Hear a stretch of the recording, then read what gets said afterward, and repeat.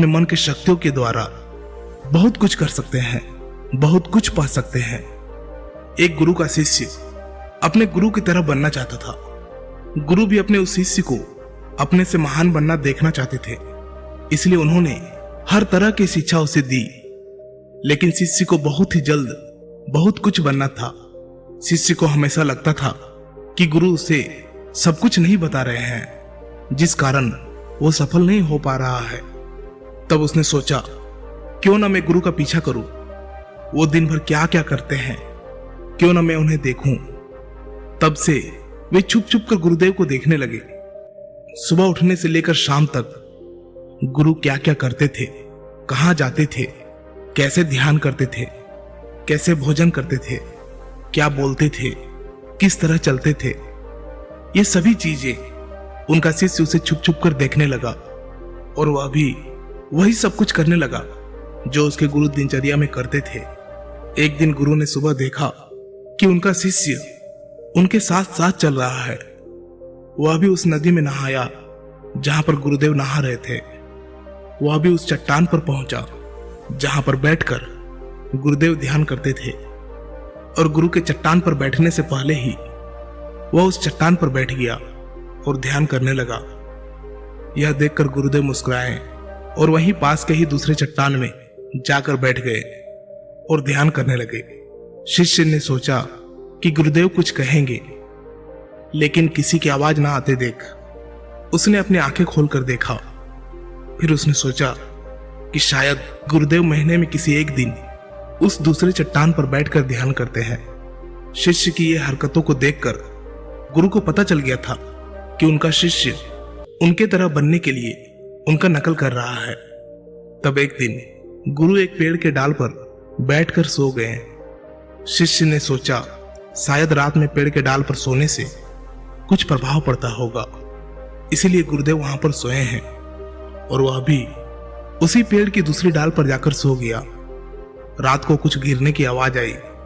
आवाज सुनकर गुरुदेव की आंखें खुली तो उन्होंने देखा कि नीचे जमीन पर उनका शिष्य गिरा हुआ है और वह चिल्ला रहा है। उन्होंने शिष्य को उठाया और कहा कि जब भी तुम बिना सोचे समझे किसी दूसरे के राह पर चलते हो या उसकी नकल करने की कोशिश करते हो, तब तुम ऐसे ही गिरोगे जैसे आज गिरे हो। शिष्य ने कहा, गुरुदेव मैं तो सिर्फ आपकी तरह बनने की कोशिश कर रहा था। गुरु ने कहा कि तुम अगर बंदर की तरह नकल करने लगोगे तो हो सकता है कि बहुत प्रयासों के बाद हर काम करने लगो जो बंदर करते हैं। पर क्या इंसान होने के बावजूद बंदर होना उचित होगा? शिष्य ने कहा, नहीं गुरुदेव, इंसान बनना ही ज्यादा उचित है। लेकिन गुरुदेव मैं अपने मकसद में कैसे सफल बन सकता हूं? मैं कैसे अपने आप को जान सकता हूं, पहचान सकता हूं? मैं तो बस यह देख रहा था कि आप क्या करते हैं, शायद उससे मुझे कोई रास्ता मिल जाए। गुरु ने कहा, जिस प्रकार शरीर को चलाने के लिए भोजन की आवश्यकता होती है, भोजन अगर शुद्ध है तो शरीर में शक्ति भी शुद्ध होती है। हमारा शरीर स्वस्थ रहता है, शक्तिशाली रहता है, बलवान रहता है। उस शरीर से जो भी कार्य करना चाहो तुम करवा सकते हो। लेकिन तुम खराब सड़ा गला रखा हुआ बासी खाना खाओगे तो क्या होगा? शिष्य ने कहा, शरीर की शक्ति खत्म हो जाएगी, हमारा शरीर बीमार पड़ जाएगा। फिर गुरु ने कहा, इसी तरह हमारे पास मन की शक्ति होती है और इसमें इतनी शक्ति होती है कि कुछ भी पाया जा सकता है, कुछ भी बना जा सकता है, अपने आप को जाना जा सकता है, पहचाना जा सकता है, बुद्धत्व को प्राप्त किया जा सकता है। लेकिन मन की शक्तियों को नापा या तोला नहीं जा सकता है। शिष्य ने कहा, आप तो ज्ञानी हैं, ध्यानी हैं, इसलिए आपके पास मन की शक्तियां हैं जिनका उपयोग आप कर सकते हैं। लेकिन हम उपयोग करते हैं तो कुछ भी नहीं होता। गुरु ने कहा, शक्ति तो तुम्हारे पास भी है और उतनी ही है जितनी मेरे पास है या किसी और के पास है। तो गुरुदेव, फिर हम सभी लोग कामयाब क्यों नहीं होते? हमारे जैसे बहुत से लोग हमेशा असफल होते रहते हैं, ऐसा क्यों? गुरु ने कहा, क्योंकि मन की शक्तियों का हम सही तरीके से उपयोग नहीं कर पाते हैं, बल्कि मन की शक्तियां हमारा उपयोग कर लेती है। शिष्य ने कहा, क्या आप मेरे मन की शक्तियां दिखा सकते हैं, क्योंकि मैं इसे समझ नहीं पा रहा हूं। गुरुदेव बोले, हाँ बिल्कुल, मैं बिल्कुल दिखा सकता हूं, पर इसके लिए तुम्हें मेरा एक काम करना होगा। क्या तुम कर सकोगे? शिष्य ने कहा, हाँ अवश्य करूंगा। मुझे क्या करना है? गुरु ने कहा, ज्यादा कुछ नहीं करना है, बस इतना ही करना है कि जितने भी विचार तुम्हारे मन में आए, उन विचारों को एक एक लकड़ी के समान समझना है और उन लकड़ियों को उठाकर उस झोपड़ी पर रखते जाना है। और यह तुम्हें पूरे 1 महीने के लिए करना होगा। ध्यान रहे, एक विचार के लिए एक लकड़ी का होना आवश्यक है। जैसे कोई भी विचार से कोई लकड़ी छूट ना जाए। एक काम और करना, अपने उस विचारों को जो तुम्हें ज्ञान और ध्यान प्राप्त करने के लिए आए, उन विचारों की लकड़ियों को तुम्हें उन झोपड़ियों के बाहर रखना होगा। शिष्य ने कहा, जो आज्ञा गुरुदेव, आप जैसे कह रहे हैं मैं वैसा ही करूंगा। और शिष्य ने विचारों को देखना और उन विचारों से लकड़ियों को उठाकर झोपड़ी में रखना शुरू कर दिया। धीरे धीरे 1 महीना बीत गया और शिष्य पूरा 1 महीना बीतने के बाद शिष्य गुरु के पास गया और बोला, गुरुदेव 1 महीना हो चुका है, जैसा आपने कहा था मैंने बिल्कुल वैसा ही किया है। अब आप मुझे मेरे मन की शक्तियों को दिखाएं। गुरु शिष्य के साथ उस झोपड़ी पर पहुंचे। गुरु ने देखा कि पूरी झोपड़ी छोटी छोटी लकड़ियों से भर गई है, यहां तक कि कुछ लकड़ियां बाहर भी गिरी हुई है। गुरु ने कहा, वह लकड़ियां कहां हैं जो तुम्हारे ज्ञान और ध्यान के विचारों की है? शिष्य ने बाहर पड़ी कुछ लकड़ियों को लाकर गुरुदेव को दिया और बोला, यह वही लकड़ियां है। गुरु ने उस लकड़ियों को गिनने के लिए कहा। जब शिष्य ने ज्ञान और ध्यान की लकड़ियों को गिना तो वो 26 लकड़ियां पाया। गुरु ने कहा, बस तुम्हें एक काम और करना है। यह काम बहुत छोटा सा है, क्या तुम कर सकोगे?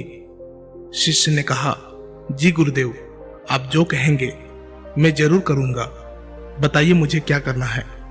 गुरु बोले, ये जो लकड़ियां तुमने इकट्ठे किए हैं, इसे एक साथ बांधकर उस नदी में फेंक कर आओ। गुरु की ये बात सुनकर शिष्य घबरा गया और बोला, गुरुदेव ये कैसे हो सकता है? इतने लकड़ियों का भार मैं कैसे उठा पाऊंगा? गुरु बोले, क्यों नहीं उठा पाओगे? जब इतने विचारों का भार तुम दिमाग में रखकर घूमते हो तो इन लकड़ियों को क्यों नहीं उठा सकते? शिष्य ने कहा, लेकिन गुरुदेव विचारों में तो वजन नहीं होता। गुरु बोले, विचारों में भी वजन होता है। देखो, तुम्हारे बेकार के विचारों के नीचे तुम्हारे मकसद के विचार, ध्यान और ज्ञान के विचार कितने हैं? तुमने अपने मन की सारी शक्तियां इन बेकार के विचारों में लगा दी है जो झोपड़ी में भरी पड़ी है, और केवल 26 लकड़ियों के साथ ही तुम ध्यान और ज्ञान को पाना चाहते हो। शिष्य ने कहा, आप ठीक कह रहे हैं गुरुदेव, पर मैं अब क्या करूं? गुरु ने कहा, तुम अभी अपने ज्ञान और ध्यान की ओर बढ़ना चाहते हो और यही तुम्हारा लक्ष्य है, तो इन बेकार की विचारों को नदी में बहा दो। शिष्य ने कहा, लेकिन गुरुदेव इतनी सारी लकड़ियों को मैं सर पर नहीं उठा पाऊंगा। गुरु ने मुस्कुराते हुए कहा, तो एक एक करके इसे फेंक दो। 1 महीने में, 2 महीने में, जितना भी समय लगे लगाओ, लेकिन अपने सर से, अपने मन से इन बेकार के विचारों को फेंक डालो। याद रहे, एक विचार छूटने पर नदी में सिर्फ एक ही लकड़ी फेंकना है। शिष्य ने जिन लकड़ियों को 1 महीना में इकट्ठा कर लिया था, उसे फेंकने में 3 साल लग गए। एक विचार छोड़ने पर वह एक लकड़ी नदी में फेंक देता। अब उसके पास केवल 26 लकड़ियां ही बची थी जो उसके ध्यान और ज्ञान की थी। उसके पूरे मन की शक्ति ध्यान और ज्ञान पर लगी हुई थी। कोई भी बेकार के विचार उसके मन में नहीं था। एक दिन ध्यान करते हुए वह उठा और गुरुदेव के पास गया और कहा, गुरुदेव, ऐसा लगता है कि मैं कहीं अटक गया हूं और मैं आगे नहीं जा पा रहा हूं। गुरु ने कहा, उन 26 लकड़ियों को छोड़ने का समय हो गया है, छोड़ दो उन्हें। शिष्य ने उन 26 लकड़ियों को छोड़ने में 1 साल लगा दिया और जब उसने आखिरी लकड़ी को नदी में डाला तब वो वही नदी के किनारे बैठ गया और बैठा ही रहा। गुरु ने अपने शिष्य को नदी के किनारे ढूंढते हुए वहां पहुंचे। गुरु शिष्य को देखकर वह जान गए कि वह संपूर्ण शक्ति में खेल रहा है। शिष्य ने गुरु की ओर देखा और दोनों ही एक दूसरे की ओर देखते हुए बिना कुछ कहे वापस चले गए। हमें भी अपने जीवन में मन की शक्तियों का उपयोग करना सीखना चाहिए। अगर हमने ऐसा कर लिया तो हम जीवन में वो सभी असंभव काम, जो कुछ भी हम पाना चाहते हैं, हम उसे पा सकते हैं। हमारी शक्ति हजारों लाखों विचारों के रूप में हमारे मन में बिखरी पड़ी है। इसमें कुछ अच्छे विचार भी है, कुछ बुरे विचार भी है।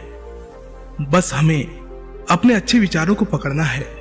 अगर हम अच्छे विचारों को नहीं पकड़ेंगे तो बुरे विचार तुरंत ही हमारे पर असर डालने लगेगा।